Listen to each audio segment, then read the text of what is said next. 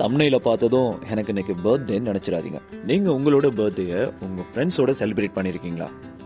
Maybe college படிக்கும்போது ஹாஸ்டல்ல இல்ல ஒர்க் பண்ற ஆஃபீஸ்ல கூட செலிப்ரேட் பண்ணிருப்பீங்கல்ல. முன்ன அப்படின்னா சின்ன வயசுல பிறந்த நாள்னா நமக்கு தான் அந்த நாள் சொந்தம். அப்படித்தானுங்க. ஸ்கூல் படிக்கிறப்போ ஞாபகம் இருக்கா? ஃப்ரெண்டை துணைக்கு கூப்பிட்டு ஒவ்வொரு வகுப்பா போயிட்டு டீச்சர்ஸ்க்கு சாக்லேட் கொடுத்து அப்புறம் ஃப்ரெண்ட்ஸுக்கும் சாக்லேட் கொடுத்து வாவ் செம்மையா இருக்கும்ல. ஒரே வாழ்த்து மழையா இருக்கும். பர்த்டேனா ஹோம் ஒர்க் பண்ணலன்னா அடிக்க மாட்டாங்க. வீட்டில் ட்ரெஸ் எல்லாம் கிடைக்கும். என்னம்மா சலுகை. சாயங்காலமா கேக் கட்டிங், நிறைய கிஃப்ட் வரும். அதெல்லாம் அழகான நாட்கள். அதை விடுங்க. ஆனா இப்போ என்னோட பர்த்டேக்கு கேக் வாங்குறதுக்கு என்கிட்டயே காசு கேட்குறானுங்க.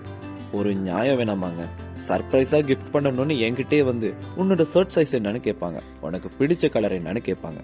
நாமளும் ஒன்றும் புரியாத மாதிரியே நடந்துக்கணும். நமக்கு சர்ப்ரைஸ் பண்ண போறாங்களாம். சத்தியமா போர் அடிச்சிருச்சுங்க. டேபிள்ல அங்க கேக் தான் அரேஞ்ச் பண்றாங்கன்னு தெரியும், ஆனாலும் தெரியாத மாதிரி நடிக்கணும். அதை பார்த்ததும் வாவ் ஏண்டா இதெல்லாம் அப்படின்னு ஷாக் கொடுக்கணும். நாமளும் பழகிட்டோம், அவங்களும் பழகிட்டாங்க. சரின்னு கேக் கட் பண்ணிட்டா அப்புறம் என்ன, நாம ட்ரீட் கொடுக்கணும். பெரிய செலவா இழுத்து விட்டுருவானுங்க. ஆனாலும் இதுவும் ஜாலி தாங்க, நல்லா இருக்கும்.